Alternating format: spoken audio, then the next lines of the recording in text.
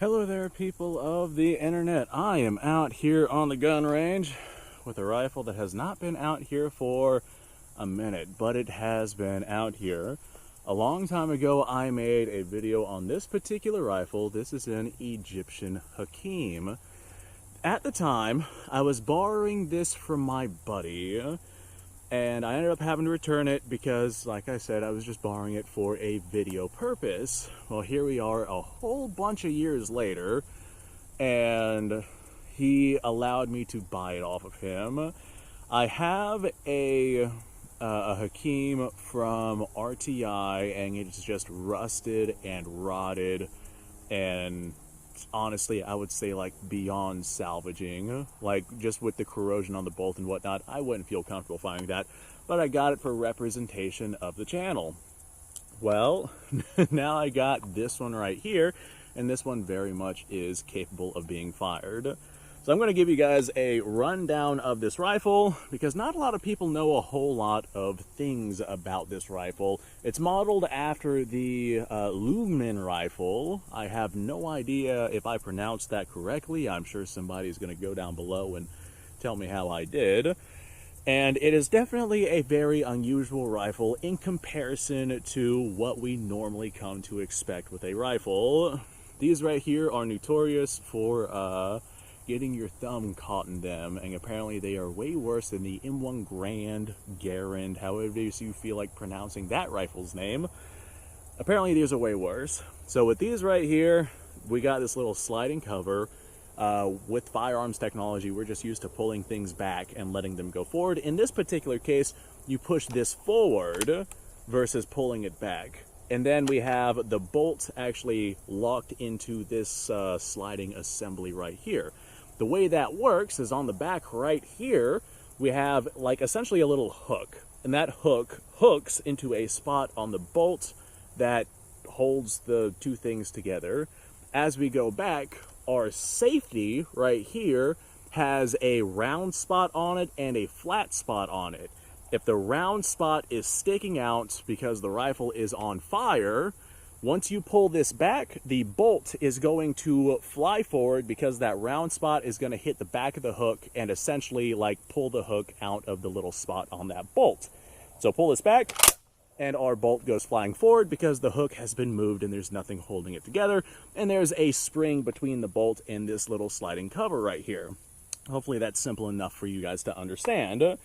For safely loading this, there's supposed to be a safety position on this. You stick it on safe, and you're supposed to not be able to release the bolt while the rifle's on safe. This particular one, the safety is a little bit messed up. If I put this on the other position and pull this back, we still have issues with the bolt flying forward. So normally what this would look like on like the stereotypical Hakim rifle, not this one, if I line this up just like that, this right here is now in the safe position, what would be the normal safe position of your Hakim. Then you can safely pull this back, and now you would be able to safely load your Hakim rifle. Because the safety on this particular one is a little messed up, I tend to load my rifle by pulling out the magazine. The magazines are external, and you can absolutely load your rifle like that. This little block on top right here, this is designed to hold your stripper clips. You lay them flat, and then you essentially like lift them up, and this like holds them in place while you push rounds down into your magazine, which I'm not going to do because, like I said, the safety on this one is messed up. As a matter of fact, it just fell back to where it's not supposed to be. So let's see. Oh, yep, there it goes. It was working there for a second. All right. So now that all that is said and done, this Hakim, well, the Hakim operates off of a gas impingement system. If we look right here, we can see a little gas cutoff system. If you are holding the rifle downrange, you will see that there's a little arrow in there. If the arrow is pointing straight back at you at the 6 o'clock position, that is essentially wide open gas system. If it is in the 9 o'clock position, that is completely cut off gas system. So you can determine what your gas system has to be at based off of what ammo type it is that you decide to run. A lot of people will run it at the 6 o'clock position. That is overgassed. That will if you're using like full powered 8mm Mauser, that will wear out your rifle rather quickly. I tend to run mine at about the 7:30 position. If I'm running something that requires a little bit more gas, I'll stick it at about 7 o'clock position. Very seldomly do I run it at that 6 o'clock full wide open position. So 6 o'clock wide open, 9 o'clock completely cut off. If you want a single shot rifle, that would be a good way to do it. Got a pretty aggressive muzzle brake up here that seems to work fairly well. With this being a direct impingement gun, there is a gas tube that goes from a gas port all the way back. It looks kind of like an AR gas tube, and I don't like cleaning those. I don't feel like taking this Hakim apart. So I only fire non-corrosive ammunition through my Hakim rifle, and I don't ever really bother cleaning the gas system. The only non-corrosive 8mm Mauser that I have is some 170 grain soft points. This rifle is not designed for soft points. It's a military rifle, and it is designed for full metal jackets. So I'm not sure how well these are going to run. I only have 5 shots of ammunition for this Hakim rifle, but I also have not shot this thing in a long time. I think at this point it has been years, and now it's my rifle. So I'm going to go ahead and send some lead with it downrange now that I have some 8mm Mauser, and I will have to hand load some 8mm Mauser for taking this out to the range later. I'm probably, since I have that gas cutoff system, I'm probably going to, actually I probably should do that now, set it to where there's no gas so I can save my 8mm Mauser brass. You know what? Yeah, there's an actual adjustment tool that you can do that with, but I tend to just use a pair of needle nose pliers, which are all the way over there. Oh God, I'll be right back. All right, I've got our gas system adjusted to be basically completely cut off. So now we won't have to worry about my brass flying off to Jupiter, because we're not going to have the rifle actually cycle. Anyone who has ever fired one of these knows that whenever these things do cycle, they absolutely like send the brass to outer space. And I don't have much 8mm Mauser brass. So yeah, I guess we're going to have ourselves a manually operated Hakim today. This way I don't lose my brass. These are also notorious for tearing up the brass really badly. Just the way that the ejector bounces the brass out, like the neck is just always basically crushed. So we are on, I believe this is fire. Push this forward, and if we bring this back, let's see, this here should be safe, right? Yeah, they're safe. So with it on safe, this is actually how we reliably get the bolt to go forward. I have no idea how well this is going to cycle with soft point rounds. Let's find out. Bring this back, and that seems to have loaded around. So if I put this on fire now I should be able to fire this rifle, and we should not eject any. Woohoo! That was definitely a lot of power going down range. I felt the gas come out of the gas tube, but I do not believe that we actually cycled our firearm here. So let me put this back on safe, bring this forward. If I bring this back, yeah, we did not eject our case. Looks like we had a ruptured case though. Very interesting. So that piece of brass is not salvageable. Okay, well, let's try sending another, I guess. My steel target is gone. Here, the safety is on. Then we'll go ahead and just confirm, yep, the safety is in fact on. I will set this right here, and I'll be right back. I'm gonna go sand my steel. I am unsure about how old this brass is. We should have another round chambered.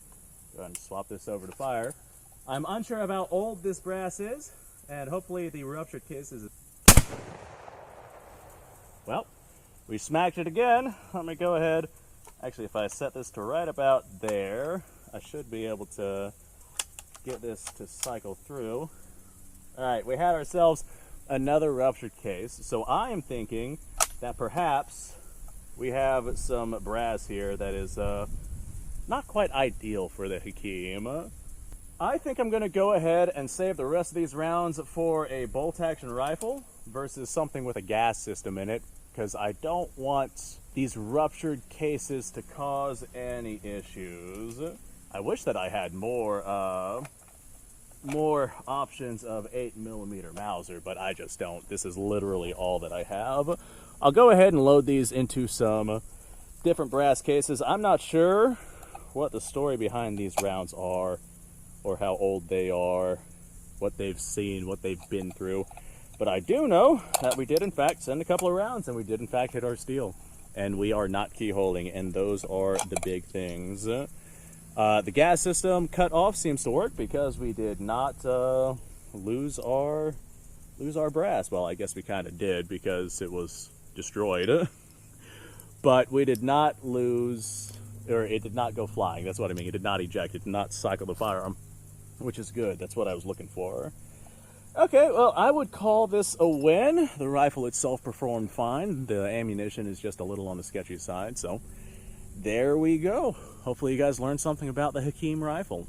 Thanks for watching, folks. I appreciate your time. Like, subscribe, share. Description below has a link to all sorts of stuff. I'm going to go ahead and pop this bad boy back in there. Press that back in there. And if I put this right there, perfect. Fantastic. This is a very sketchy rifle.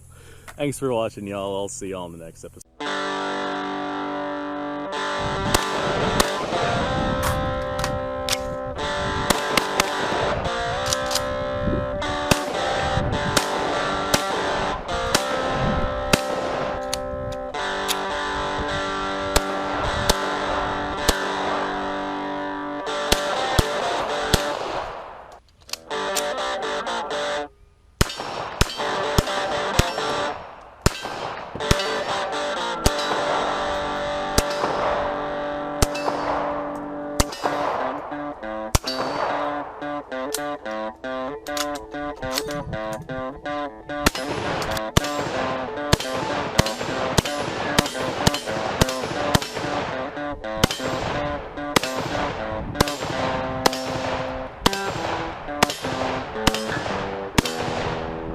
Been a little while since I've done this.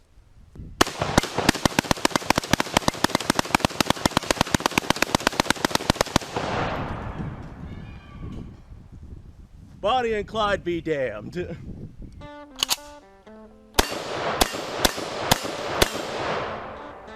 Poor man's Gary.